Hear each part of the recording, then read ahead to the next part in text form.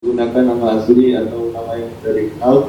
Kemudian yang kedua, kami mohon pada semua partisipan Zoom, baik ikhwan ataupun akhwat, untuk mengaktifkan fitur audio dan videonya agar tidak mengganggu kekhusyuan kita dalam mengaji pada pagi hari ini dan agar tidak menimbulkan fitnah di antara kita.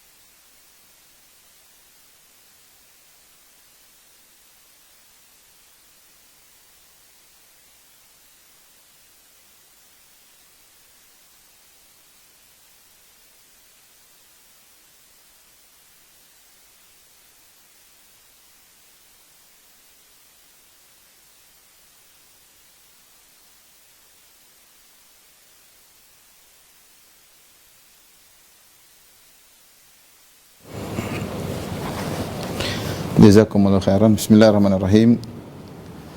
Assalamualaikum warahmatullahi wabarakatuh. Alhamdulillahi ala ihsanih wa syukru lahu ala taufiqihi wa amtinanih. Asyhadu an la ilaha illallah wahdahu la syarika lahu ta'ziman li sya'ni wa asyhadu anna Muhammadan abduhu wa rasuluhu da'ila ridwani. Allahumma salli alaihi wa ala alihi wa ashabihi wa ikhwani.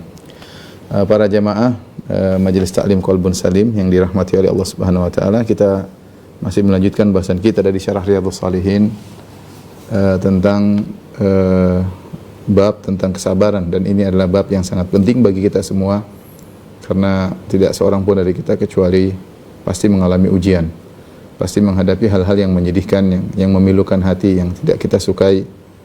Namun kita senantiasa berusaha berharap pahala di balik musibah-musibah tersebut.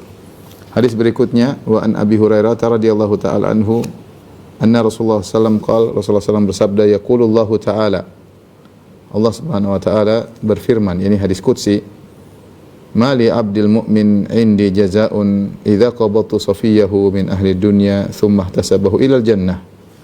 Kata Allah Subhanahu wa taala, tidak ada bagi hambaku yang mukmin balasan di sisiku, ya, jika aku mencabut nyawa atau mengambil kekasihnya dari atau orang yang dia cintainya dari penduduk dunia, kemudian dia pun ihtasabahu, kemudian dia berharap pahala, ilal jannah, kecuali dia akan mendapatkan surga. Saya ulangi, yaitu Allah mengatakan tidak ada balasan yang setimpal bagi seorang hambaku yang aku ambil nyawa orang pilihannya di dunia, dari penghuni dunia, ya, kemudian dia ihtisab, dia berharap dapat surga, mendapatkan pahala, ilal jannah, kecuali balasan tersebut hanyalah yang setimpal, hanyalah surga. Di sini Allah Subhanahu wa taala menjelaskan bahwasanya Allah menguji seorang hamba dengan mencabut nyawa orang pilihannya. Safiyahu, yaitu orang yang dari istifa, yaitu yang dia pilih, yaitu yang dia cintai, yang dia punya hubungan dekat, yang dia sayang kepada orang tersebut. Contohnya adalah ayahnya, atau ibunya, atau anaknya, atau kakaknya, atau adiknya, atau omnya, atau bisa jadi teman dekatnya, ya. Itu orang-orang yang dia cintai, yang dia pilih di antara sekian banyak orang, dia dekat dengan orang tersebut, ya. Istrinya, suaminya, gitu, ya. Umum. Jadi Sofiyahu di sini umum. Allah uji dia dengan mengambil nyawa orang yang dia cintai tersebut, yang dekat dengan dia tersebut. Dan ini adalah ujian yang sangat berat, ya, yang sangat berat, yang sangat memilukan hati, ya. Ya, apalagi orang tersebut orang terdekatnya. Kemudian ternyata ketika diuji, dicabut nyawanya, Allah cabut nyawanya, ihtasabahu, kemudian dia pun ihtisab, dia berharap pahala. Dia bukan hanya sekedar bersabar, ya, tetapi dia mengharapkan pahala. Dia mengharapkan pahala dari ujian yang dihadapinya tersebut, ya. Ya, maka tidak ada balasan baginya kecuali surga, Maka hadis ini menganjurkan kepada kita atau mengingatkan kepada kita ketika ada yang meninggal di antara orang-orang yang kita cintai, itu adalah kesempatan bagi kita untuk masuk surga. Ya, mungkin di antara kita ada yang pernah merasakan atau belum merasakan ya. Tapi yang jelas merupakan hati yang sangat pedih, sangat pilu ketika orang yang kita cintai diambil oleh Allah Subhanahu wa taala. Jadi kalau ada orang yang kita cintai diambil nyawanya, saya ulang, itu kesempatan bagi kita untuk masuk surga. Dengan syarat kita ihtisab. Jadi bukan hanya sekedar bersabar, tapi kita berharap pahala. Ini yang berat. Ini yang berat. Jadi kita berharap pahala dengan diambilnya orang yang kita cintai tersebut. Kita tahu itu pilu, sakit hati. Hati ini sangat sedih, tapi kita berharap pahala. Nah, kalau kita tidak memiliki sifat mengharap pahala, kita nggak dapat surga. Karena Allah kasih syarat. Syaratnya agar mendapatkan surga harus dia thumma ihtasabahu, dia harus mengharap pahala. Ya. Jadi dia berharap dengan bersabar dia dapat pahala. Dia berharap dengan meredam pilunya hatinya dia mendapatkan pahala. Nah, baru itu dia akan mendapatkan surga ya. Ikhwan dan akhwat yang dirahmati oleh Subhanahu wa taala, Syekh Utsaimin rahimahullah ketika membahas tentang hadis ini, beliau menyebutkan bahwasanya memang ada takdir ya, kalau kita bilang al-qadar, takdir sebagaimana yang kita imani, ada khairuhu wa syarruhu, yaitu khairuhu wa syarruhu. Antum mina bil qadari khairuhu wa syarruhu, yaitu yang baik, khairuhu yaitu yang baik, kemudian yang buruk. Yang baik dan yang buruk ini berkaitan dengan al-muqaddar. Perhatikan, ini semua berkaitan dengan al-muqaddar, yang ditakdirkan.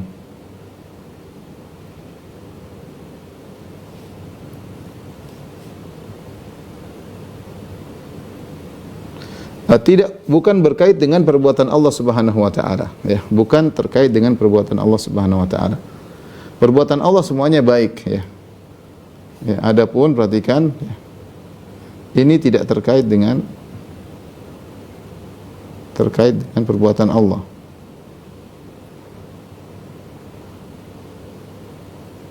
Fi'lullah.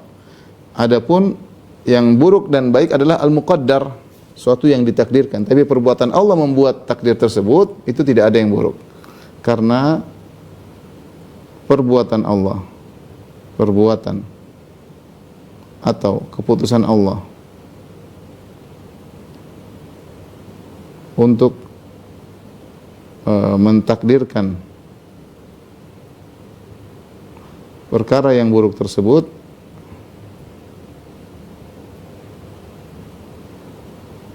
juga merupakan kebaikan, Perbuatan Allah merupakan kebaikan. Makanya di antara pujian Nabi sallallahu alaihi wasallam kepada Allah, Nabi sallallahu alaihi wasallam berkata, "Wasyarru laisa ilaik." Kata Nabi sallallahu alaihi wasallam, keburukan tidak kembali kepadamu. Tidak dinisbahkan kepadamu. Kepadamu. Contohnya seperti firman Allah Subhanahu wa taala, ya, "Zaharal fasadu fil barri wal bahri bima kasabat aydin nas." Kata Allah Subhanahu wa taala, telah tampak kerusakan di daratan dan di lautan akibat perbuatan manusia. Liyudhiqahum ba'dalladzi amilu la'allahum yarji'un. Kenapa Allah ciptakan kerusakan di daratan dan di lautan? Ya. Kata Allah, akibat perbuatan manusia, akibat maksiat yang mereka lakukan. Tujuannya apa? Liyudhiqahum ba'dalladzi amilu la'allahum yarji'un. Allah menimpakan hal tersebut kepada mereka musibah agar mereka sadar, ya. Agar mereka sadar. Saya kasih contoh, ya. Tadi contoh yang saya sebutkan dalam surat Ar-Rum. Kata Allah Subhanahu wa taala, "Dhaharal fasadu fil barri wal bahri bima kasabat aydin nas."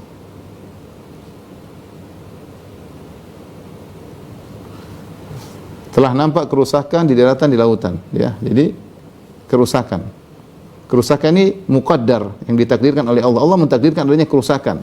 dan tahu kerusakan itu tidak baik.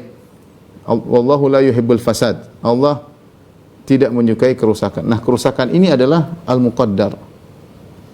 Al-muqaddar yang ditakdirkan. Namun tujuannya apa? Tujuannya kata Allah Subhanahu wa taala, liyudhiqahum ba'dal ladzi amilu.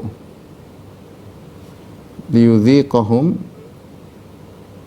ba'dal ladzi amilu la'allahum yarji'un. Agar Allah merasakan sebagian perbuatan mereka, agar mereka kembali. Kata Allah, agar mereka sadar, agar mereka manusia sadar. Nah, jika ditinjau dari tujuan Allah Subhanahu wa taala membuat kerusakan di atas muka bumi ini, tujuannya ternyata baik. Ternyata mulia, ya. Nah, maka saya katakan, ditinjau dari apa yang Allah takdirkan, ada baik dan ada buruk. Tapi ditinjau dari perbuatan Allah menciptakan semua itu selalu baik, karena pasti ada hikmah. Karena pasti ada hikmah. Ini hikmahnya, ya. Inilah apa? Hikmah. Ini ikhwan dan akhwat yang dirahmati Allah Subhanahu wa taala, agar suatu hal yang membantu kita untuk bisa bersabar dan kita mengharapkan pahala ketika kita mendapatkan musibah. Seperti ketika ada orang yang kita cintai diambil oleh Allah Subhanahu wa taala, dicabut nyawanya oleh Allah Subhanahu wa taala. Itu sakit bagi kita. Itu menurut kita buruk. Tapi kita harus yakin bahwasanya Allah mentakdirkan keburukan ini, musibah yang tidak kita suka ini, pasti ada kebaikan. Pasti ada hikmah jika kita menghadapinya dengan cara yang baik. Karena wasyarru laisa ilaik, tidak ada keburukan kepada Allah. Allah yang apa yang Allah tetapkan ini adalah baik. Ya. Jika kita mengikuti prosedur dalam menghadapi musibah tersebut.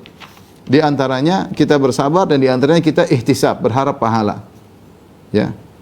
Di antaranya kita ihtisab dan kita berharap pahala. Makanya kalau kita tinjau dari musibah yang menimpa kita, bilang kok kita enggak suka, ini buruk, ada saudara kita meninggal, atau kita sakit, atau kita ternyata tidak kita kehendaki, ternyata kita bangkrut, ternyata kita ini. Tapi yakinlah, semua yang Allah tetapkan bagi kita ini, ya, ada hikmahnya. Karena semua takdir Allah itu baik. Berbeda dengan muqaddar, yang ditakdirkan ada yang baik, ada yang buruk. Adapun perbuatan Allah menciptakan yang ditakdirkan tersebut pasti baik, karena pasti ada hikmahnya. Ya, ini hal membantu kita untuk apa? Untuk menerima takdir dan untuk bisa bersabar tatkala kita ditimpa dengan musibah, terutama musibah yang sangat berat seperti ini. Seperti kehilangan ayah, kehilangan ibu, kehilangan anak, kehilangan suami, kehilangan istri, kehilangan sahabat dekat, kehilangan orang yang paling berjasa dalam hidup kita. Banyak hal. Ya. Dengan mengerti akan kaidah ini, wasyarru laisa ilaik, tidak ada keburukan kepadamu ya Allah. Artinya apa? Semua perbuatanmu dengan mentakdirkan ini semua yang terkadang menurut kasat mata kita adalah buruk, yakinlah di balik itu ada kebaikan.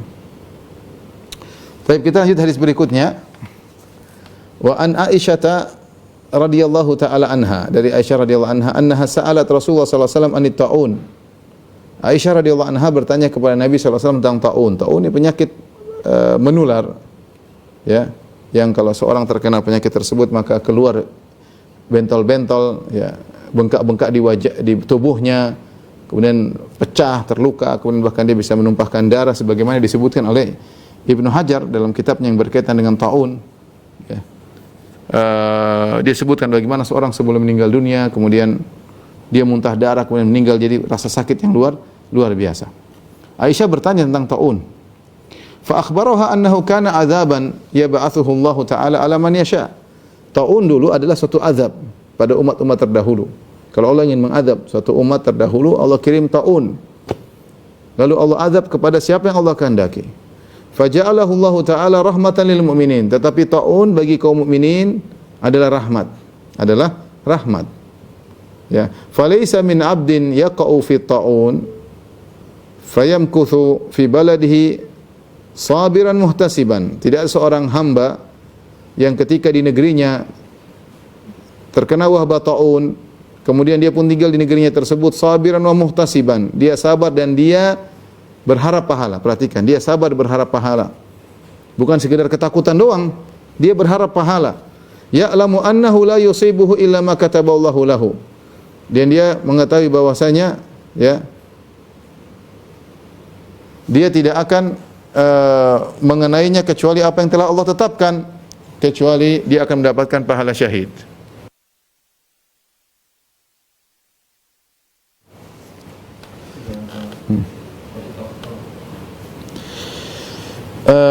Kemudian ini adalah hadis yang menganjurkan kita untuk bersabar jika kita terkena suatu wabah semacam taun. Ya. Ikhwan dan akhwat yang dirahmati Allah Subhanahu wa taala, Rasulullah SAW menyebut tentang taun. Taun adalah suatu wabah yang khusus. Suatu wabah yang khusus. Tetapi taun Rasulullah SAW sebutkan tidak bisa masuk di kota Madinah ya. Tetapi wabah selain taun bisa masuk dalam kota Madinah. Sebagaimana contoh zaman sekarang adalah wabah virus corona. Adalah wabah. Para ulama banyak yang menganalogikan wabah selain taun dengan taun dari dua sisi. Sisi pertama bahwasanya taun cepat sekali terus penyebarannya. Yang kedua dari sisi dampaknya yang bisa mematikan. Ya, sebagaimana kita hadapi beberapa waktu yang lalu tentang misalnya virus Delta, ya. Corona Delta luar biasa. Cepat menyebar dan mematikan dengan cepat. Hitungan hari orang meninggal. 10 hari orang meninggal, 3 hari orang meninggal, 4 hari orang meninggal. Sebagaimana baru-baru bulan Juli kemarin kita melihat kondisi yang sangat menyedihkan ya. Nah, seorang ketika dia tahu bahwasanya di negerinya terkena taun, maka dia bersabar di negerinya. Dia tidak gelisah seakan-akan tidak menerima takdir Allah Subhanahu wa taala, tapi dia sabar. Dia tahu wabah ini yang kirim adalah Allah Subhanahu wa taala. Ini namanya musibah. Semua musibah Allah yang tetapkan. Wabah terjadi tentunya kehendak Allah Subhanahu wa taala. Dan dia bersabar, bukan cuma sekedar bersabar, muhtasiban, dia berharap pahala. Dia berharap pahala, dia terima apa yang Allah tetapkan. Dia tahu bahwasanya apapun yang menimpanya semua sudah ditetapkan oleh Allah Subhanahu wa taala. Ya, qul lan yusibana illa ma kataballahu lana. Katakanlah tidak akan menimpa kita kecuali apa yang telah Allah tetapkan bagi kita. Jika dia bisa menghadapi dengan sabar dan mengharap pahala, kata Nabi sallallahu alaihi wasallam, illa kana lahu mithlu ajri syahid. Maka dia akan dapatkan pahala seperti pahala orang yang mati syahid. Perhatikan di sini, Nabi tidak mengharuskan untuk mendapatkan pahala syahid harus meninggal karena taun tersebut atau karena wabah tersebut, tidak harus. Tapi yang Nabi katakan, engkau akan mendapatkan pahala syahid jika memenuhi persyaratan sabar dan mengharapkan pahala. Ini harus kita hadirkan dalam setiap musibah yang menimpa kita, terutama musibah wabah yang menebar dengan cepat dan mematikan dengan cepat. Kita bersabar, kita berusaha ikhtiar dengan minum vitamin kayak, dengan olahraga kayak, dengan vaksin kayak, tapi kita bersabar dan kita berharap pahala. Ya, kita berharap pahala. Ya. Maka sama saja apakah kita meninggal atau tidak, kita akan mendapatkan pahala syahid. Pahala syahid. Wallahu alam bisawab. Ya. Jadi subhanallah, Allah membuka pintu-pintu pahala sangat banyak. Pahala ketika sebelumnya tadi sebagaimana hadis yang lalu, kalau ada orang yang kita cintai meninggal, dan banyak terjadi ketika serangan virus Delta kemarin, banyak yang meninggal, orang yang kita cintai meninggal. Nah, sikap kita bagaimana kita menghadapi orang yang kita cintai meninggal? Bersabar dan ihtisab atau tidak? Kalau sekedar bersabar saja, ya sabar menahan diri, kurang. Harus ihtisab, mengharapkan pahala. Dengan adanya musibah ini saya berharap dapat pahala. Ini tingkatan yang lebih dari sekedar bersabar. Sama ketika terjadi taun menyerang, menimpa suatu negeri, dia bersabar ya, sampai taun tersebut diangkat atau wabah tersebut diangkat, dan dia berharap pahala. Bahwasanya di balik ini saya mengharapkan pahala, maka dia akan mendapatkan pahala mati syahid. Taib.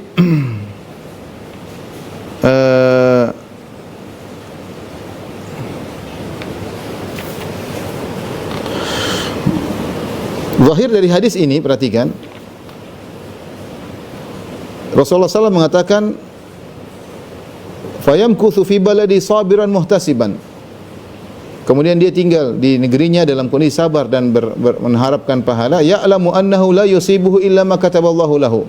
Dan dia tahu bahwasanya tidak akan menimpanya kecuali apa yang telah Allah tetapkan. Illa kana lahu mithlu ajri syahid. Maka dia akan mendapatkan pahala seperti pahala orang mati syahid. Saya ulangi lagi, zahir hadis ini bahwasanya tidak mesti dia meninggal, ya. Dia meninggal atau tidak meninggal, yang penting dia bersabar dan mengharapkan pahala, maka dia akan dapat pahala syahid. Apalagi kalau dia meninggal dunia, ya.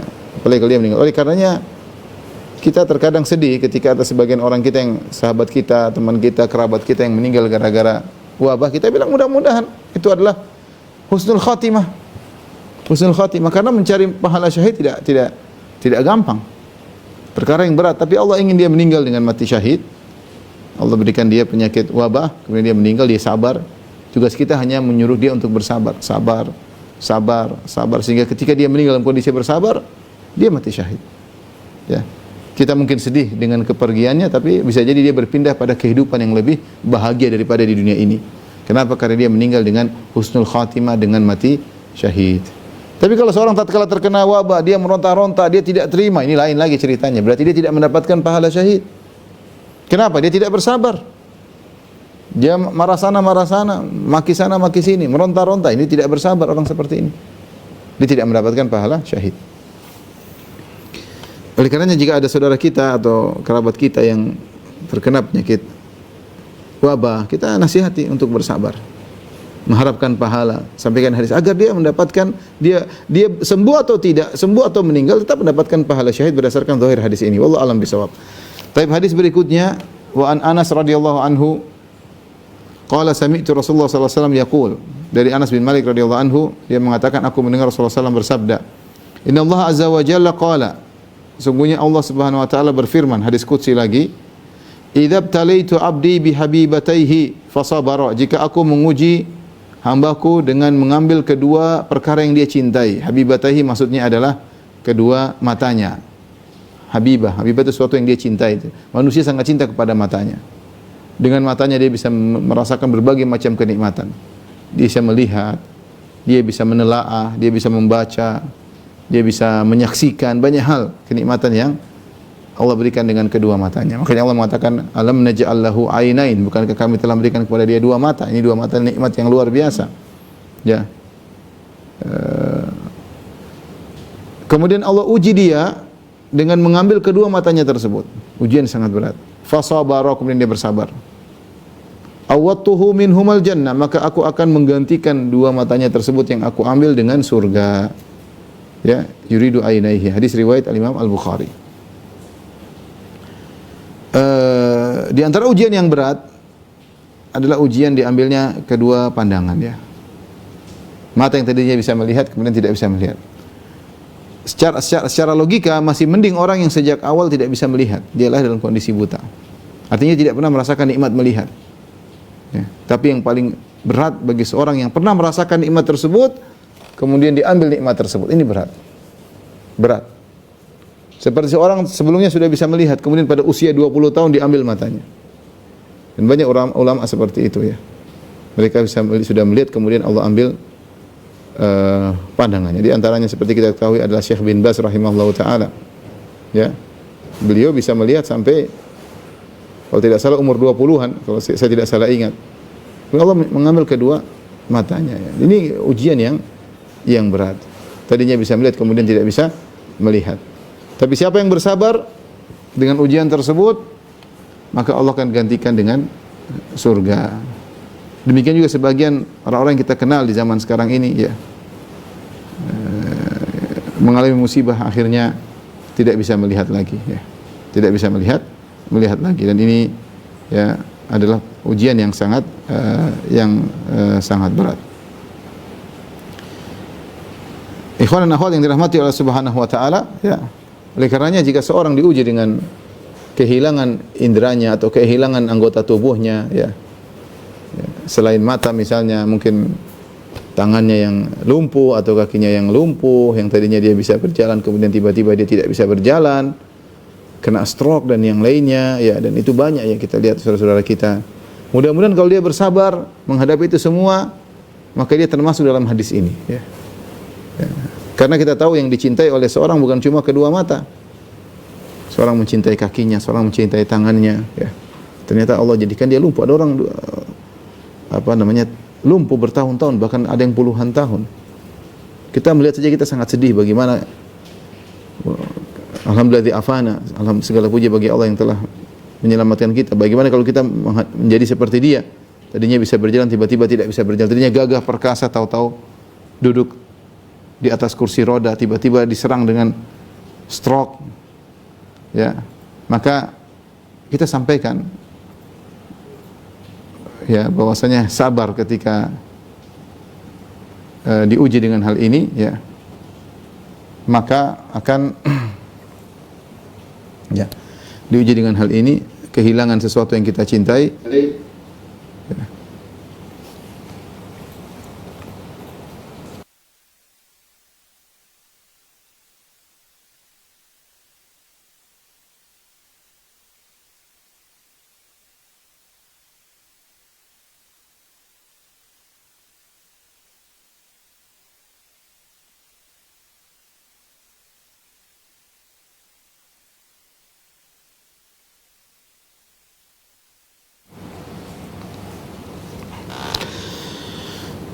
Kembali lagi ikhwan dan akhwat yang dirahmati Allah Subhanahu wa taala, bahwasanya jika seorang diuji dengan sesuatu yang dia cintai hilang dari dirinya, kedua tangannya, kedua kakinya misalnya, ya, lumpuh, ya, maka ini semua kalau dia sabar Allah akan memberikan surga baginya biiznillah taala, ya.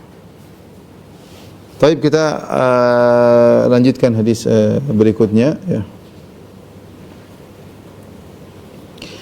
Wa an Atha bin Abi Rabah qala, dari Atha bin Abi Rabah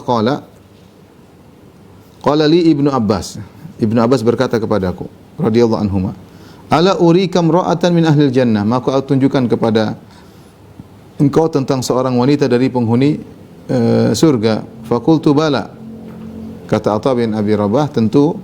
Siapakah wanita penghuni surga tersebut? Qala hadhil mar'atu as-sauda, inilah wanita yang berkulit hitam. Atatin Nabi sallallahu alaihi wasallam, dia datang kepada Nabi sallallahu alaihi wasallam, faqalat, dan dia berkata, inni usra, ya Rasulullah, sungguhnya aku terkena penyakit sara. Sara itu bisa dua sebab. Sebab pertama karena memang sakit, ya, secara tubuhnya memang sakit, seperti kejang-kejang tubuhnya, sehingga kalau dia kejang-kejang sering terbuka sebagian auratnya karena kejang-kejang, ya. Kalau kita seperti orang ayan, ya. Kalau kena ayan kan kejang-kejang, ya. Atau sebab yang kedua, sara disebabkan karena gangguan jin. Jin masuk dalam dirinya, kemudian akhirnya dia pun bergerak-gerak, ya. Akhirnya lepas kontrol, akhirnya terlihatlah sebagian daripada auratnya, entah betisnya, entah rambutnya terbuka, entah yang lainnya. Ini sangat mungkin terjadi. Wanita berkulit hitam ini, dia datang kepada Nabi SAW dan dia berkata, ini usra, ya Rasulullah, sungguhnya aku terkena penyakit sara. Wa ini atakasyaf. Yang jadi masalah kalau aku sudah terkena sara, penyakit tersebut kejang-kejang, maka sering tersingkap sebagian daripada auratku. Fadu'ullah ta'ala li, ya Rasulullah, berdoalah kepada Allah untukku agar aku sembuh. Apa kata Nabi SAW? In syi'ti sabarti walakil jannah. Kalau kau berkehendak, wahai sang wanita, kau bersabar dan bagimu surga. Wa in syi'ti da'autullaha ta'ala an yu'afiyaki. Kalau kau bersabar, artinya tidak sembuh, kau hadapi semua penyakitmu tersebut dengan sabar, maka engkau dapat surga. Tapi kalau kau berkehendak, aku doakan engkau, maka engkau akan sembuh. Pilih mana? Sembuh tapi tidak dapat surga, atau bersabar menghadapi apa yang Allah ujikan kepadamu dan bagimu surga. Faqalat asbir. Wanita berkata, aku pilih untuk bersabar. Faqalat inni atakasyaf, tapi ya Rasulullah, kalau aku bersabar, lagi kambuh, lagi kumat, maka akan tersingkap sebagian auratku. Fadu'ullah alla atakasyaf. Kalau begitu berdoalah untukku kepada Allah agar jika aku lagi kumat, lagi kambuh, tidak tersingkap auratku. Fada'alaha, maka Nabi SAW pun mendoakan wanita ini. Ikhwan dan akhwat yang dirahmati Allah Subhanahu wa taala, majelis ta'lim qalbun salim dirahmati Allah Subhanahu wa taala. Hadis ini adalah hadis yang agung. Kita lihat bagaimana Ibnu Abbas berkata kepada Atha bin Abi Rabah, maukah aku tunjukkan kepada engkau seorang wanita penghuni surga? Ternyata wanita penghuni surga tersebut adalah wanita berkulit hitam. Sering saya sampaikan bahwasanya Allah tidak memandang kepada warna kulit, Allah tidak memandang kepada ras, suku, paras, kecantikan, ketampanan, jabatan, ya. Innallaha la yanzuru ila suwarikum wala ila ajsamikum walakin yanzur ila qulubikum wa amalikum. Allah tidak melihat kepada rupa kalian, Allah tidak melihat pada paras kalian, Allah tidak melihat pada warna kulit kalian, Allah tidak melihat darah kalian darah biru atau darah merah ya. Allah tidak melihat kepada suku kalian, tetapi yang Allah lihat adalah qulubikum wa amalikum. Allah lihat kepada hati kalian dan amalan kalian. Wanita berkulit hitam ini telah ditetapkan oleh Nabi penghuni surga. Kenapa? Karena dia milih bersabar. Dia milih bersabar. Dia bisa saja didoakan oleh Nabi ya untuk sembuh, dan Nabi adalah mujabud da'wah. Nabi kalau berdoa dikabulkan oleh Allah Subhanahu wa taala. Kalau Nabi berdoa dia langsung sembuh ketika itu. Ya, karena Allah menyembuhkannya, karena Allah Nabi minta. Tapi dia tidak mau, karena Nabi mengatakan dua pilihan. Kau mau sabar bagi masuk surga, atau aku doakan kau sembuh. Dia bilang saya pilih bersabar ya Rasulullah. Tapi dia kemudian mengatakan, ya Rasulullah, kalau saya sabar saya akan kumat. Kalau saya kumat masalahnya sering terbuka auratku. Berdoalah kepada Allah agar Allah menutup aurat. Lihat wanita ini begitu semangat agar auratnya tidak kelihatan. Padahal dia wanita berkulit hitam. Dia memiliki rasa malu yang luar biasa. Meskipun dia berkulit hitam, ya mungkin orang tidak memandangnya, mungkin dia budak atau yang lainnya ya, yang tidak membuat orang untuk melihatnya misalnya. Tapi dia tetap punya rasa malu. Dia ingin auratnya tertutup. Padahal kalau dia lagi kumat, kemudian auratnya terbuka, dia tidak berdosa. Kenapa? Karena di luar kemampuannya. Seandainya dia lagi kumat, lagi kejang-kejang, kemudian mungkin betisnya terbuka, jilbabnya terbuka, dia tidak berdosa. Kenapa? Karena itu di luar kemampuan dia. Itu pun dia tidak mau terlihat.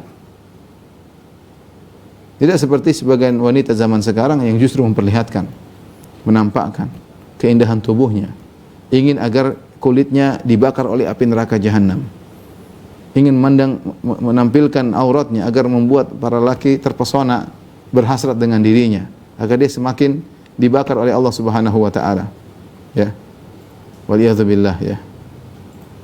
Makanya Rasulullah SAW mengatakan sinfani min ahlin nar, dua golongan penghuni neraka jahanam, penghuni neraka jahanam. Di antaranya nisaun kasiyatun ariyatun, wanita-wanita yang berpakaian tapi telanjang. Ya, berpakaian tapi seperti membuka aurat. Ya. Waliyadzubillah ya. Dan banyak wanita-wanita seperti zaman sekarang. Kita perlu tau'iyah, perlu bimbingan. Kasihan mereka ya, tidak dibimbing. Ya. Sehingga mereka justru ingin memamerkan keindahan tubuh mereka, ingin perlihatkan keelokan kulit tubuh mereka tanpa malu. Rasa malu hilang dari diri mereka. Lihat wanita ini, wanita berkulit hitam ini, ya, dia justru malu. Tidak ingin auratnya terlihat meskipun dia berkulit hitam, meskipun dalam kondisi kejang-kejang yang seharusnya dia tidak berdosa sama sekali. Maka para ibu-ibu yang dirahmati Allah Subhanahu wa taala, hati-hati, jangan terpesona dengan cantiknya paras, dengan indahnya kulit. Allah tidak melihat akan hal tersebut. Justru paras wajah yang berparas cantik tersebut, kulit yang indah tersebut bisa jadi sebab untuk menjadikan seorang wanita masuk neraka jika dia tidak menutupinya, jika dia tidak malu untuk mengumbarnya, sebab bagi dia untuk min ahlin nar, termasuk neraka jahanam. Ini juga dalil bahwasanya ada di sana sahabat-sahabat atau orang-orang yang telah divonis oleh Nabi masuk surga, ya. Itu banyak. Di antaranya wanita ini.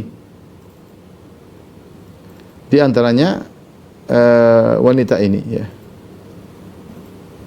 Oleh karenanya Ibn Abbas mengatakan, ala urika imra'atan min ahlil jannah, wahai Atha bin Abi Rabah, maukah tunjukkan kepada engkau seorang penghuni surga. Jadi Ibn Abbas memvonis orang ini masuk surga. Kenapa? Karena Nabi telah menetapkan orang ini masuk surga. Dan ada orang seperti orang yang beruntung yang telah ditetapkan masuk surga, seperti al-asyara al-mubasysyirina bil jannah, seperti 10 sahabat yang dijamin masuk surga. Rasulullah mengatakan Abu Bakar fil jannah, Abu Bakar di surga, Umar di surga, Utsman di surga, Ali di surga, ya. Abdurrahman bin Auf di surga, Zubair bin Awam di surga, ya. Talha di surga, ya. Sa'ad bin Abi Waqqas di surga, ya. Sa'id bin Zaid di surga, Abu Ubaid bin Jarrah di surga. Rasulullah sebutkan 10 orang di surga. Dikenal dengan al-asyara al-mubasysyiruna bil jannah, 10 orang dijamin masuk surga. Contoh lagi Rasulullah SAW mengatakan Bilal di surga. Ya, Bilal di surga. Ketika Rasulullah mengatakan, Bilal, aku mendengar terompahmu di depanku, ya, di surga. Menunjukkan Bilal di surga. Seperti Thabit bin Qais bin Syammas. Thabit bin Qais bin Syammas, seorang sahabat yang dia memiliki suara yang keras. Ya, ketika turun firman Allah Subhanahu wa taala, "Ya ayyuhalladzina amanu la tarfa'u aswatakum fawqa sautin nabi." Wahai orang beriman, jangan kau angkat suaramu di atas suara Nabi. "Wa la tajharu lahu bil qawli kajahri ba'dikum li ba'd." Jangan kau keraskan suaramu. "Antah bata amalukum." Bisa jadi amalanmu gugur, antum la tash'urun, dan kau tidak sadar, maka dia pun tidak berani keluar rumah. Dia di rumah melulu karena suaranya keras. Dia takut bahwasanya amal dia akan gugur karena kalau dia bicara suaranya keras. Maka Rasulullah SAW cari, kok Thabit tidak kelihatan? Thabit bin Qais bin Syammas. Setelah dicek, ya, ternyata Thabit ketakutan. Maka Rasulullah mengatakan justru dia penghuni surga. Justru dia penghuni surga. Jadi semua sahabat yang Nabi persaksikan dia penghuni surga, maka kita juga mempersaksikan mereka adalah penghuni surga. Adapun selain itu, selain yang telah ditentukan oleh Allah sebagai penghuni surga, ditentukan oleh Nabi sebagai penghuni surga, selain mereka, maka kita bilang wallahu alam. Kita berharap bahwasanya mereka penghuni surga. Ya, tidak boleh kita mengatakan si fulan kiai ini pasti masuk surga, enggak boleh. Apalagi kiainya merasa dia masuk surga, saya akan tunggu kalian di pintu surga ya. Ente menjamin nanti masuk surga? Enggak, siapa yang jamin? Enggak ada yang jamin. Ya. Kalau Rasulullah pernah menjamin, oke. Kalau Allah menjamin, oke. Kalau Allah dan Rasulullah tidak pernah menjamin, maka kita tidak tahu tentang nasib kita. Dia tidak tahu tentang nasib kita. Dan kita tidak boleh mengatakan si fulan pasti masuk surga, enggak boleh. Seakan-akan kita mendahului Allah Subhanahu wa taala. Tapi kita berharap orang beriman masuk surga. Lagi pula Thabit bin Qais bin Syammas ini yang dijamin masuk surga di antaranya. Kalau kita baca kisahnya tentang perceraiannya dengan Jamilah, dia punya istri namanya Jamilah. Tentang kisah khulu. Jadi Jamilah nikah dengan Thabit bin Qais bin Syammas. Kemudian maharnya adalah hadiqah, yaitu kebun. Kebunlah harta yang besar di zaman tersebut, kebun korma. Kemudian ternyata Jamilah ini satu hari melihat suaminya berjalan dengan yang lainnya dan dia kemudian tahu ternyata suaminya biasa-biasa saja. Maka dia tidak mampu untuk hidup bersama suaminya. Dia melihat ada keburukan pada fisik suaminya atau pada wajah suaminya. Ya. Maka dia datang kepada Nabi dan mengatakan, "Ya Rasulullah, aku tidak mampu hidup dengan Thabit. Aku khawatir berbuat kekufuran, itu tidak bisa berterima kasih, bersyukur kepada Thabit. Aku tidak mencela agamanya, la aibu Thabitan fi dinihi wala khuluqihi. Aku tidak mencela agamanya dan aku tidak mencela akhlaknya. Suamiku ini baik. Suamiku akhlaknya mulia, cuma aku tidak bisa suka sama dia. Kalau aku bertahan dengan dia, aku akan bisa membangkang, mengangkat suara dan yang lain, aku tidak bisa menjadi wanita yang soleh. Maka aku minta dikhulu." Thabit tidak mau, ya, dia sangat sayang kepada istrinya, tetapi Rasulullah SAW tetap menyuruh dia untuk khulu. Ya. Akhirnya Rasulullah berkata kepada wanita tersebut, "Aturiddina alaihi hadiqatahu?" Maka kau kembalikan mahar berupa kebun yang pernah dia berikan kepadamu? Kata wanita tersebut, iya. Ya. Kata Rasulullah SAW kepada Thabit, "Iqbalil hadiqah." Wahai Thabit, terimalah kebun tersebut. Maksud saya, lihat Thabit bin Qais bin Syammas radhiyallahu anhu, seorang yang mungkin dari fisik mungkin tidak begitu menarik, dari sisi fisik biasa-biasa saja, sampai istrinya pun tidak bisa bertahan dengan dia. Tapi ternyata dia ditetapkan oleh Nabi sebagai penghuni surga. Ini pelajaran bagi kita semua. Jangan sampai kita terpedaya dengan penampilan kita ya. Penampilan keren, mobil keren, ibu-ibu tasnya keren, laki-laki jamnya keren ya. Enggak tahu kita masuk surga atau masuk neraka. Waliyadzubillah kalau masuk neraka ya. Ya, maka demikian juga sebaliknya kita jangan merendahkan orang. Lihat orang mungkin penampilannya ini, mungkin kerjaannya rendahan. Kita enggak tahu lebih baik kita atau dia. Bisa jadi lebih baik daripada kita. Ya. Karena kita manusia ini sering terpesona dengan casing. Kita menilai orang dari casingnya, dari duitnya, dari bajunya, dari mobilnya, dari tasnya, dari jamnya, dari pengikutnya, dari jumlah followersnya misalnya. Ya. Hakikat seorang kita tidak ada yang tahu. Lihatlah wanita ini berkulit hitam ternyata masuk surga. Lihatlah Thabit yang mungkin kurang bagus atau kurang bagus fisiknya menurut istrinya, ternyata dia penghuni surga. Baik, kita lanjutkan. Wa an Abi Abdurrahman Abdullah bin Mas'ud radhiyallahu anhu dari Ibnu Mas'ud radhiyallahu anhu, qala ka'anni anzuru ila Rasulillah sallallahu alaihi wasallam. Seakan-akan aku melihat kepada Nabi sallallahu alaihi wasallam, yahki nabiyyan minal anbiya. Rasulullah SAW pernah bercerita tentang seorang nabi dari nabi-nabi sebelum beliau. Salawatullah wassalamu alaihim. Semoga salawat dan salam Allah curahkan kepada nabi-nabi semuanya. Nabi tersebut apa yang terjadi baginya? Yahki nabiyyan. Nabi bercerita tentang seorang nabi sebelum Rasulullah SAW. Darabahu qaumuhu. Ternyata nabi tersebut dipukulin oleh kaumnya. Fa'admauhu. Sampai akhirnya mereka menjadikan dia berlumuran darah di wajahnya. Faja'ala yamsahu dama an wajhihi. Maka nabi tersebut mengusap darah dari wajahnya. Ya. Ini kaumnya kurang ajar banget. Sampai melukai sang nabi. Sang nabi manusia termulia dilukai oleh kaumnya sampai wajahnya berlumuran darah. Dia mengusap tangannya, mengusap wajahnya dengan tangannya dengan darah dari wajahnya. Wa huwa yaqul sambil berkata, Allahumma ighfir li qaumi fa innahum la ya'lamun. Ya Allah ampunilah kaumku, sungguhnya mereka tidak mengetahui. Yaitu Allah berilah hidayah kepada mereka. Allah berilah hidayah kepada mereka ya. Ya. Subhanallah. Jadi ini kesabaran yang luar biasa yang dilakukan oleh Nabi tersebut. Ya. Seorang kalau dia terluka, dia semakin lihat lukanya, dia semakin jengkel, dia semakin marah. Ya, gambarnya kalau dia tangannya luka, ada orang luka dia pegang, ternyata tangannya robek, ternyata tangannya ternyata luka, mengalirkan darah, dia semakin marah. Namun Nabi ini tidak.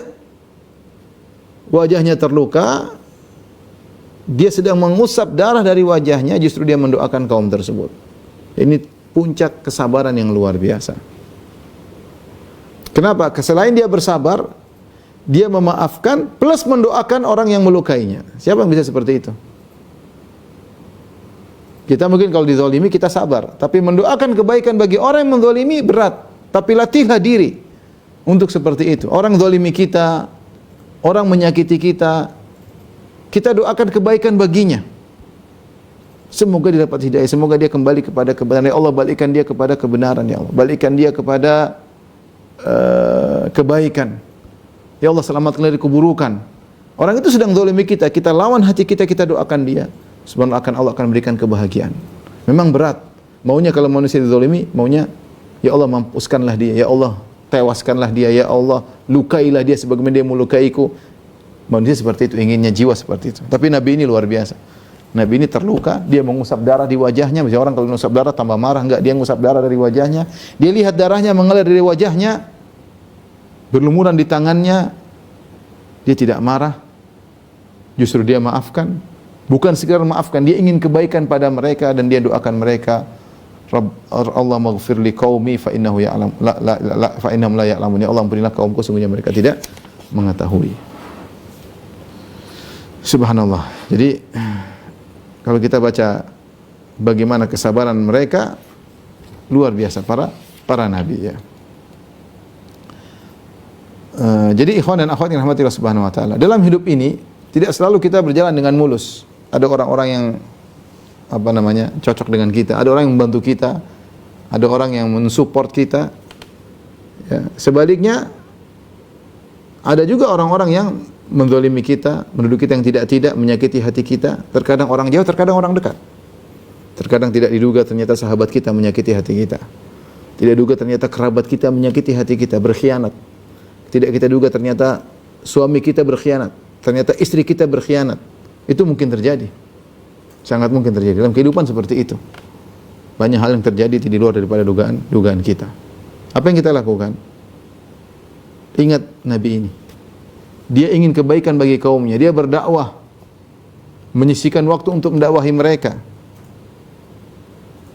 Justru diberi dengan balasan keburukan. Air susu dibalas dengan air tuba. Ya. Justru dia dilemparin, dilukai sampai berlumuran darah. Bukan dilukai di wadannya, bukan di kakinya, di wajahnya. Beda kalau luka di kaki, orang mungkin masih bersabar. Luka di tangan masih bersabar. Luka di wajah. Ya, wajah ini kan tempat segala keindahan. Orang perhatikan di wajah. Ternyata wajahnya luka, tentu akan menimbulkan bekas. Dan dia mengusap wajahnya dengan tangannya darah. Ternyata dia sabar. Dia maafkan seketika itu juga. Dan dia doakan mereka. Subhanallah. Saya tidak tahu itu hati seperti apa bisa seperti itu. Itu lebih berat lagi ketika yang melakukan keburukan kepada kita, menzalimi kita adalah orang yang sangat yang dekat dengan kita. Tapi kita lawan diri kita, lawan hawa nafsu kita, kita doakan keburukan bagi orang-orang tersebut. Hidup ini cuma sebentar. Mau kita marah-marah, mau kita emosi, percuma. Ya. Wa inna sa'ata la'atiyatun fasfahi safhal jamil. Kata Allah Subhanahu wa taala, hari kiamat akan tiba, kematian akan tiba. Ya. Hari kiamat besar akan tiba, kita juga akan meninggal dunia. Kalau gitu, fasfahi safhal jamil, maafkan saja. Udahlah, maafkan sajalah. Nasihati boleh, kita nasihati, kita maafkan. Demikian pernik kehidupan. Ya, ingat Nabi ini. Luar biasa ya. Saya kalau lihat seperti ini, subhanallah. Bagaimana ada seorang Nabi seperti ini? Apakah ada dai bisa seperti ini? Wallahu a'lam bishawab. Kita lanjutkan hadis berikutnya. Wa an Abi Sa'id wa Abi Hurairah radhiyallahu ta'ala anhuma. Dari dua sahabat Abu Sa'id Al-Khudri dan Abu Hurairah radhiyallahu anhuma. Ani Nabi sallallahu alaihi wasallam, dari Nabi sallallahu alaihi wasallam beliau bersabda, "Ma yusibul muslim min nasabin wala wasabin wala hammin wala hazanin wala adhan wala ghammin hatta syauka yushakuha illa kafarallahu biha min khatayahu wal wasab al marad." Nabi bersabda, tidaklah menimpa seorang muslim apapun, baik berupa keletihan maupun sakit maupun ham, gundah gulana, maupun hazan, kesedihan, wala adhan, tidak juga gangguan dari orang lain, wala ghammin, kemurungan ya. Hatta syauka yushakuha, bahkan duri yang mengenainya, illa kafarallahu biha min khatayahu, kecuali Allah akan menghapuskan dengan itu semua dosa-dosanya. Dengan dosa-dosanya. Ini dalil bahwasanya ikhwan dan akhwat yang dirahmati Allah Subhanahu wa taala, semua perkara yang tidak kita sukai itu penggugur dosa, dengan syarat kita bersabar. Dengan syarat kita bersabar. Dan yang tidak kita sukai banyak, sampai Rasulullah perinci. Letih, kita enggak suka letih, maunya kita gerak terus, maunya kita semangat terus, tapi terkadang letih, pegel, kepala sakit, ini sakit lah, tangan sakit lah, kaki sakit lah, pinggang sakit lah. Ini namanya letih, capek bisa beraktivitas. Atau sakit demam ke apa ke, atau ham, kesedihan, gundah gulana, gelisah, sedih. Ini semua ternyata menghapuskan dosa. Dengan syarat kita bersabar menghadapinya. Jadi semua yang tidak kita sukai dalam kehidupan ini, itu namanya musibah. Semua yang tidak kita sukai dalam kehidupan ini. Banyak yang tidak kita sukai. Anak-anak kadang menjengkelkan, suami kadang menjengkelkan, istri terkadang menjengkelkan, pegawai terkadang menjengkelkan, terkadang bos menjengkelkan, tetangga terkadang mengesalkan, ya. Guru terkadang mengesalkan, murid terkadang menjengkelkan. Semuanya, ya. Kalau kita hadapi dengan kesabaran, maka akan menggugurkan dosa-dosa kita. Jadikan itu sebagai sarana agar dosa-dosa kita diampuni, ya.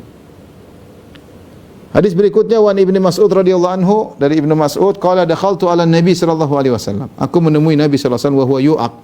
Sementara Nabi sallallahu alaihi wasallam sedang dalam kondisi demam. Faqultu, aku berkata, ya Rasulullah, innaka tu'aq wa'kan syadida. Ya Rasulullah, sesungguhnya engkau demamnya sangat tinggi. Qala ajal, kata Nabi, iya. Inni u'aq kama yu'aqu rajulani minkum. Aku kalau demam 2 kali lipat. Jadi sebagaimana 2 orang terkena demam. Qultu dzalika anna laka ajrain. Hal ini karena engkau mendapatkan 2 pahala. Qala ajal, kata Nabi, iya. Dzalika kadzalik, demikianlah aku dikasih musibah 2 kali lipat karena aku dapat 2 pahala. Ma min muslimin yusibuhu adzan. Tidak seorang muslim ditimpa dengan sesuatu yang tidak dia sukai. Ya, gangguan seperti syaukah, fama fauqaha, duri atau lebih daripada itu, illa kafarallahu biha sayyiatihi, kecuali Allah akan menggugurkan dosa-dosanya. Allah akan menghapuskan dosa-dosanya. Wa huttat anhu dhunubuhu, dan gugurlah dosa-dosanya. Kama tahuttu syajaratu waraqaha, sebagaimana daun-daun berguguran dari sebuah pohon. Ya. Daun-daun berguguran dari sebuah pohon. Ini dalil bahwasanya Nabi SAW diberi musibah lebih berat daripada kita. Ujian yang dihadapi oleh seorang yang semakin saleh semakin tinggi. Sebagaimana dalam hadis yang masyhur, ya, ketika Rasulullah SAW ditanya, ayun nasi asyaddu balaan, mana asyadun nasi balaan, orang yang paling berat ujiannya siapa ya Rasulullah? Yang paling berat ujiannya adalah al-anbiya, para nabi. Tsumma salihun, kemudian orang-orang saleh. Tsummal amsal fal amsal, kemudian selanjutnya dan selanjutnya. Yubtala rajulu ala qadri imani, seorang diuji berdasarkan kadar keimanannya. In kana fi imanihi salabatun zida fi bala'i. Kalau ternyata diuji kokoh imannya, semakin ditambah musibahnya. Ya, jadi orang diuji berdasarkan keimanan. Rasulullah SAW demam sampai 2 kali lipat. Karena dia seorang nabi, pahalanya 2 kali lipat. Dan Nabi jelaskan bahwasanya semua musibah yang menimpa akan menggugurkan dosa-dosa. Nabi yang berkata kepada seorang yang mengeluh tentang demam yang mengenainya, seorang wanita, kata Nabi SAW, la tasubbil humma, fa innaha tudhibu khotaya bani Adam kama yudhibul kir khabathal hadid. Wahai sang wanita, jangan kau mencela, mencaci maki demam. Sungguhnya demam itu bisa menghapuskan dosa-dosa, sebagaimana alat pandai besi menghilangkan karat besi. Kita ini terkadang, dan bukan terkadang, sering melakukan dosa. Namun kita istighfar jarang. Kita bertobat juga jarang. Kalaupun kita istighfar terkadang tidak serius. Tidak merasa kita sedang berdosa. Saking banyaknya dosa kita lakukan. Hanya sekedar istighfar, hanya sekedar rutinitas astagfirullah, astagfirullah. Tapi tidak menghadirkan bahwa kita banyak dosa. Tentu kualitasnya berbeda. Orang yang beristighfar sambil menghadirkan dalam dirinya dia penuh dosa, dengan orang yang sekedar hanya rutin astagfirullah, astagfirullah, astagfirullah, astagfirullah. Terkadang istighfar yang kita lakukan tidak bisa menggugurkan dosa-dosa kita. Maka Allah punya cara lain agar dosa-dosa yang masih melekat pada tubuh kita bisa digugurkan. Caranya bagaimana? Allah kasih musibah. Allah kasih musibah. Itu cara Allah. Ya mungkin kita tidak terima, tapi itu cara yang terbaik yang bisa dilakukan, yang Allah lakukan untuk menghapuskan dosa-dosa kita. Makanya dalam hadis berikutnya, wa an Abi Hurairah radhiyallahu anhu, dari Abu Hurairah radhiyallahu anhu qala Rasulullah sallallahu alaihi wasallam bersabda, man yuridillahu bihi khairan yusib minhu. Siapa yang Allah kehendaki kebaikan baginya, Allah timpakan musibah kepadanya. Subhanallah. Siapa yang Allah menghendaki kebaikan baginya, Allah timpakan musibah kepadanya. Semakin seorang beriman, semakin Allah kasih musibah. Lihatlah, musibah yang paling banyak adalah musibahnya Nabi sallallahu alaihi wasallam. Musibah yang dialami oleh Nabi sallallahu alaihi wasallam. Maka seorang ketika dapat musibah dia husnudzon. Husnudzon kepada Allah, berarti Allah mengenai kebaikan baginya. Ada dosa-dosa yang masih melekat, caranya dengan Allah kasihkan musibah. Dia bersabar. Jangan sampai dia mengeluh, jangan sampai dia maki-maki, jangan sampai dia protes kepada keputusan Allah. Semua sudah takdir. Dan ini tanda Allah cinta kepada dia. Begitu dapat musibah harus mengatakan alhamdulillah ala kulli hal.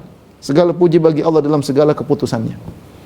Dalam segala kondisi. Ini pasti baik, ada hikmah di balik ini. Ikuti prosedur. Kalau dia sedang bermaksiat, segera berhenti. Jangan-jangan karena maksiat yang lakukan. Bertobat kepada Allah, kembali kepada. Kalau dia tidak merasa melakukan maksiat, dia istighfar. Mungkin ada maksiat yang dia terlupakan, yang luput darinya. Kemudian berharap pahala, dia yakin husnudzon kepada Allah, di balik ini pasti ada rencana Allah yang luar biasa yang Allah rencanakan bagi kita. Ya, man yuridillahu bi khairin yusib minhu. Siapa yang Allah menghendaki kebaikan baginya, maka Allah akan berikan musibah kepadanya. Dalam suatu hadis, senantiasa la yazalu al-bala bi ahadikum, senantiasa musibah mengenai seorang di antara kalian sampai dia berjalan di atas muka bumi dan tidak ada pada dirinya satu pun dosa, enggak ada. Kena musibah ini, kena musibah ini, kena musibah ini, kena musibah. Terus silih berganti musibah menimpanya. Akhirnya tidak dosa sama sekali, kemudian dia meninggal tanpa dosa sama sekali, luar biasa. Dia akan langsung bahagia di alam barzakh. Dia akan bahagia di padang mahsyar. Beda dengan orang yang meninggal dalam kondisi berlumuran dosa. Waliyadzubillah. Tapi demikian saja ikhwan dan akhwat yang rahmati Allah Subhanahu wa taala, kajian kita pada kesempatan kali ini. Kalau ada yang bertanya saya persilahkan.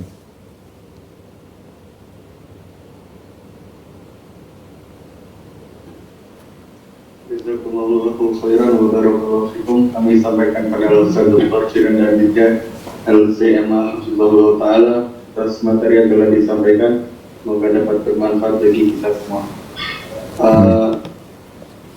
Pertanyaan pertama, Assalamualaikum. Waalaikumsalam. Semoga Ustaz dan tim kajian selalu dalam lindungan Allah Azza wa Jalla. Amin. Ustaz, bagaimana keberkahan di dalam rumah tangga jika imamnya lalai dalam ibadah dan sudah diingatkan malah marah, hingga sang istri hanya berjalan dengan ketaatan dengan anaknya saja. Qadarullah, rasa sayang istri mulai memudar dikarenakan suami tidak saleh. Bolehkah dan berdosakah istri membenci suami karena Allah? Si istri hanya menuntut suaminya saleh atau tidak bermaksiat pada Allah. Apakah mempunyai suami tidak saleh ini sudah takdir? Apakah di akhirat nanti istri dan anak-anaknya akan dituntut akan menuntut suami karena selama di dunia tidak dibimbing suaminya? Jazakallahu khairan. Subhanallah, ini namanya musibah, ujian berat ketika menghadapi seorang suami yang ternyata tidak soleh. Kemudian suami tersebut ternyata malas beribadah, sehingga sikapnya yang akhlak yang buruk tersebut menjadikan istri semakin tidak suka kepadanya.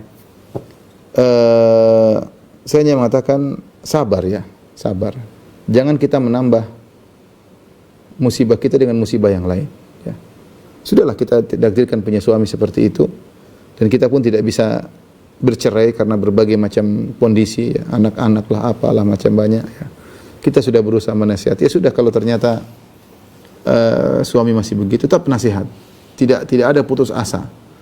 Tidak tahu, mungkin sekarang suami belum dapat hidayah, bisa jadi 6 bulan kemudian, bisa jadi tahun kemudian. Kenapa harus kita putus asa? Kenapa kita menambah kesedihan kita dengan membencinya? Kita sayang sama dia, lihat sisi kebaikannya, dan kita nasihati dia. Tidak ada yang mustahil bagi Allah Subhanahu wa taala. Cuma kita berusaha. Semuanya sudah takdir, tapi kan kita ada berusaha, kita enggak tahu takdir kita akhirnya bagaimana. Kita enggak tahu bagaimana takdir akhir suami kita enggak tahu. Kenapa kita sudah vonis bahwasanya suami kita tidak bakalan berubah selama-lamanya? Ya. Kemudian kita pun tidak bisa pisah dari dia, kemudian kita menambah penderitaan hidup kita dengan kebencian terhadap dirinya. Saya rasa kita rubah settingan cara berpikir kita. Ya sudah, anggap saya, suami saya sedang diuji, saya juga sedang diuji. Ya, saya doain suami saya sabar menghadapinya, meminta kepada Allah. Berhasil enggak berhasil, pahala terus mengalir. Sudah. Lain halnya kalau memang sudah puncak, tidak bisa lagi hidup bersama dia, kita kemudian cerai, dan yang itu mungkin saja bisa dilakukan. Tapi kita menimbang maslahat dan mudarat. Perceraian terkadang menimbulkan banyak kemudaratan. Tapi intinya maksud saya, sabar dan berdoa, dan jangan putus asa. Betapa banyak orang baru dapat hidayah setelah 2 tahun, 3 tahun. Itu kenyataan, bukan banyak wanita kemudian dia sudah dapat hidayah, sudah ngaji, suaminya belum. Tapi dia bersabar, sayang kepada suaminya, menyampaikan dengan kata baik, sampai akhirnya suaminya dapat hidayah meskipun waktu yang lama. Wallahu a'lam bishawab. Barakallahu fikum Ustaz. Kemudian kami panggil selanjutnya Al-Ukh Yofela Aulia Rahmi Tafadhal. Terima kasih kesempatannya moderator. Sebelumnya semoga Ustaz selalu berada di dalam lindungan Allah Subhanahu wa taala. Amin ya rabbal alamin. Ustaz, saya ingin bertanya Ustaz. Jadi Ustaz, saya pernah meminjamkan kepada teman saya ini uang untuk keperluan dia, karena saat itu dia tidak punya uang. Jadi saya merasa kasihan kepada dia Ustaz. Nah, tiba pada saat saat dia berjanji ingin membayar Ustaz, tetapi belum juga dibayar-bayar. Sedangkan Ustaz, kalau saya minta, saya rasanya tidak enak Ustaz, tetapi dia juga belum membayar-bayarnya. Katanya mau dibayar tetapi belum juga dibayar Ustaz. Dia sempat bertanya-tanya, dia akan membayar katanya, tapi belum juga dibayar-bayar Ustaz. Padahal saya lihat dia sudah mampu sepertinya membayar, karena dia sudah membeli barang-barang yang cukup untuk dirinya sendiri, seperti membeli motor. Nah, bagaimana saya harus bersikap Ustaz? Karena di sisi lain itu teman saya, dan saya juga tidak mau menghancurkan pertemanan saya hanya karena uang. Mohon nasihatnya Ustaz, saya harus bagaimana? Terima kasih Ustaz. Assalamualaikum warahmatullahi wabarakatuh. Waalaikumsalam warahmatullahi wabarakatuh. Saya rasa kita perlu menagih. Kalau kita nagih dia, itu namanya kita sayang sama dia. Karena kata Nabi, matalul ghani dzulmun. Seorang yang mampu bayar hutang, dia tunda-tunda, dia berdosa. Kalau dia nggak mampu, lain cerita. Kalau dia mampu, ternyata harusnya bayar hutang, sudah jatuh tempo, dia gunakan yang lain, itu dia berbuat zalim. Kecuali yang diutangi atau yang beri hutang kepada dia mengizinkan ya. Jadi di antara bentuk kasih sayang kita kepada seorang yang berhutang kepada kita, kita tagih. Tagih apa? Enggak usah. Tagihnya tentu bukan marah-marah, bukan banting timpuk, bukan banting pintu. Enggak, datang ketemu dia, gimana ukhti atau gimana kawan. Kita bicara, saya lagi butuh ya. Bisa enggak kau, saya lagi butuh uang tersebut. Mungkin ketika ukhti tidak menagih, dia pikir ukhti tidak butuh. Ukhti mungkin nagihnya bulan lalu, mungkin dia enggak lagi, mungkin sudah enggak butuh. Mending saya beli yang lain. Khawatirnya begitu, namanya setan. Bisa saja masuk dalam diri seorang menggambarkan sesuatu yang tidak benar. Maka saya rasa ukhti tagih, enggak apa-apa. Dengan berkala waktu, 2 minggu sekali, seminggu sekali, enggak apa-apa. Enggak ada masalah. Datang ke tempat dia, saya lagi butuh gitu. Sehingga dengan demikian kita bicara baik, tanpa harus ribut-ribut, saya rasa pertemanan bisa tetap terjaga ya. Dan karena ukhti lagi butuh ya. Kalau ukhti enggak butuh ya ikhlaskan, itu lebih baik. Tapi kan orang lagi butuh, mau dia tidak ada salah, tidak ada celah tidak ada celaan sama sekali bagi ukhti untuk nagih. Justru ukhti menagih itu yang baik bagi dia daripada dia terjerumus dalam dosa. Wallahu alam bisawab. Jadi dicoba saja, datang saja nagih dengan baik-baik, insyaallah bermanfaat. Wallahu alam bisawab. Barakallahu fikum Ustaz. Kemudian pertanyaan selanjutnya, Afwan Ustaz izin bertanya di luar tema. Silakan. Assalamualaikum warahmatullahi wabarakatuh. Waalaikumsalam.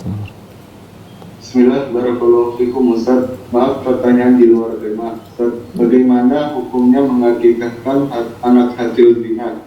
Jika diakikahkan, apakah boleh memakai nama bapak biologisnya? Jazakumullah khairan.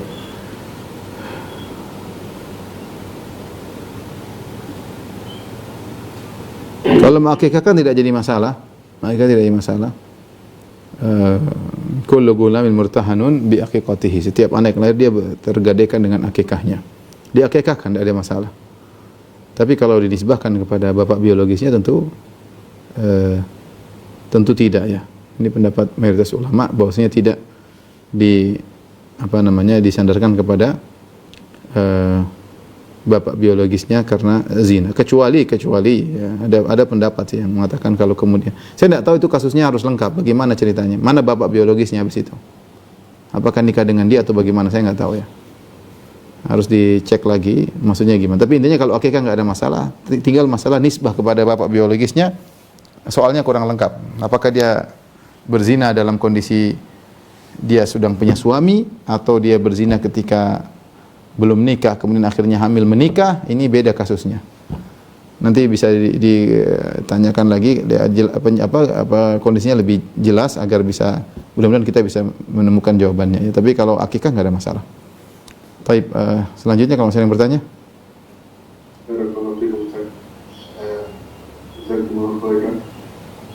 Selanjutnya apakah ada yang ingin bertanya langsung?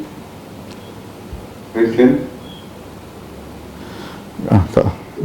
Baik. Kami panggil Al-Ukh Siti Hafizah, tafadhali. Bismillahirrahmanirrahim. Semoga Allah menjaga Ustaz. Ya, amin.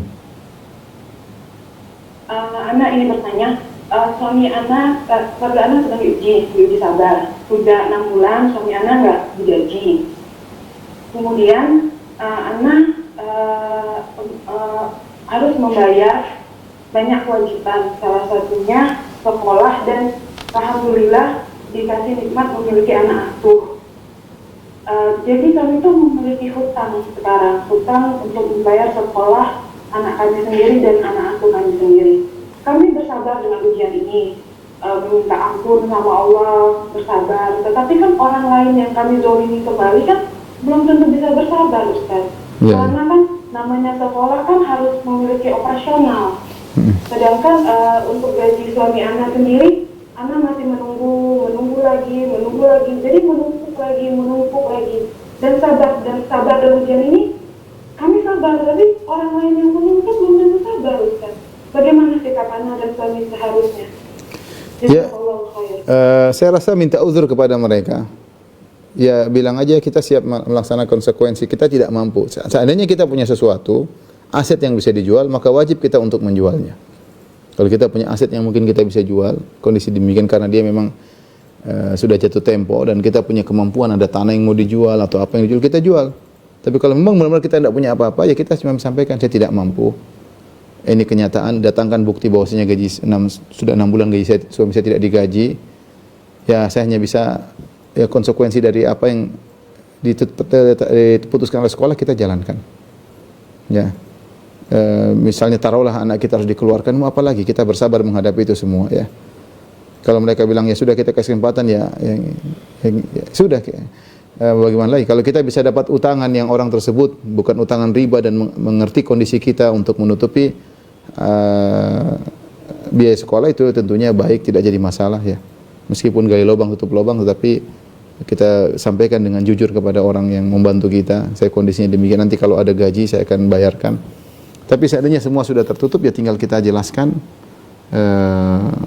Mereka tidak sabar, ya silahkan laksanakan konsekuensi yang bisa dilakukan. Karena kami tidak mampu, benar tidak mampu. Orang tidak mampu di luar kemampuan Allah tidak tidak masalah ya. Yang penting dia sudah berusaha semaksimal mungkin. Sampai saya katakan kalau dia punya aset yang bisa dia jual, hendaknya dia jual.